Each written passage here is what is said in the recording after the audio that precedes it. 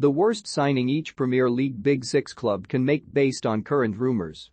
The Premier League Big Six have the most money to spend, meaning there is more chance of them signing a gargantuan flop. It is bound to happen. Here is a potential flop per club that has been linked with a summer transfer. Arsenal, Arthur, Juventus. The Gunners were keen on signing Arthur in January as Mikel Arteta sought some more midfield depth.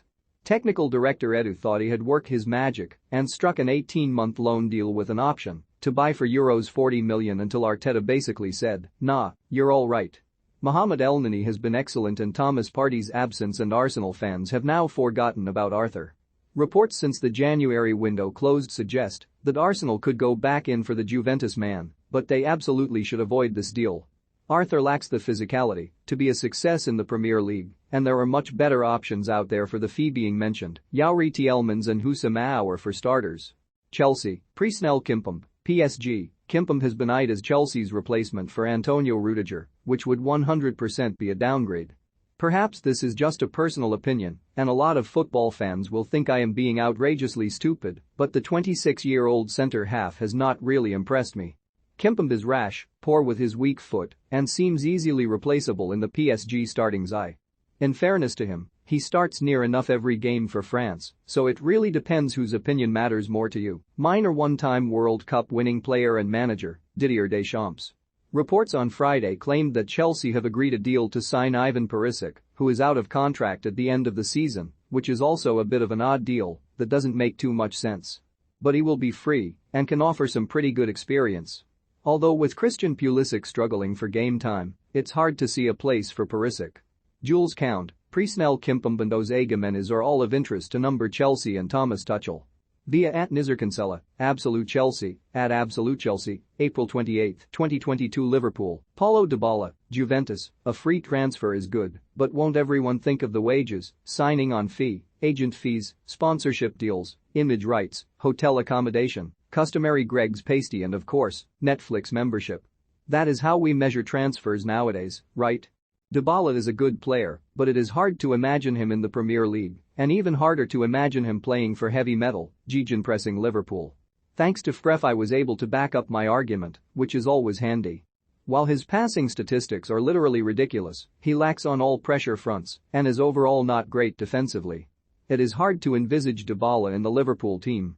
He is not your natural winger inside forward that Klopp utilizes and doesn't have the presence to lead the line in a Roberto Firmino mold. People probably said the very same about Diogo Jota, so I'd be happy for Dybala to go ahead and prove me wrong. That's a lie. I'd obviously be seething. Manchester City, Cody Gakpo, PSV. Gakpo looks like a top talent, but he would be wasted on Manchester City, who don't tend to make too many errors in the transfer market. Gakpo is destined for the Premier League and will be hoping to have a different fate than Memphis Depay, who joined Manchester United from PSV in 2015. 23-year-old Gakpo has been electrifying this term, scoring 12 and assisting 13 in 26 Eredivisie matches as his side ran Ajax close for the league title. He has bags of potential, and by no means am I saying he would flop, despite the opening paragraph, but he should look elsewhere with City reportedly interested. Otherwise, his career could hit a standstill. Manchester United, Richarlison, Everton. Every rival fan's favourite player, Richarlison is one of very few decent signings made by Everton since David Moyes left. The Toffees splashed the cash after the Brazilian forward scored a colossal 5 goals in 41 games for Watford. He has a respectable goalscoring record for Everton, netting 52 in 151. Is he the player to take United to the next level, and is he worth the reported £50 million Everton are asking for? No. Probably not. The Red Devils need a successful window now more than ever after years and years of terrible purchases. It is a huge summer for the club and Erik ten Hag, who will likely swerve Richarlison with Darwin Núñez reportedly very keen on a move to Old Trafford. Richarlison is a player Man United have discussed internally since March and is on the list. It's up to ten Hag to decide who he wants at Man United. No decision has been made yet. @Fabrizio Romano, United Zone, @Man Uniteds in May 12, 2022 Tottenham, Joachim Mel, Atalanta. This is a bit random, as are the club's links to Sofyan Amrabat, but Mel does not seem like the right sort of player to improve Antonio Conte's backline. He does suit the style that Conte plays as he is much better going forward than he is defensively, but that's just the problem, The Danish international would definitely struggle in England's top flight.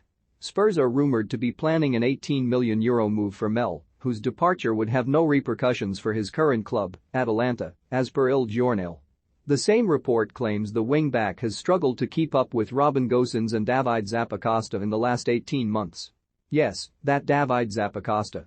My friends at FPref have helped my case out as well, showing that Mel is pretty poor at tackling, pressures, interceptions and clearances. Pretty much all the essentials for a defender, really.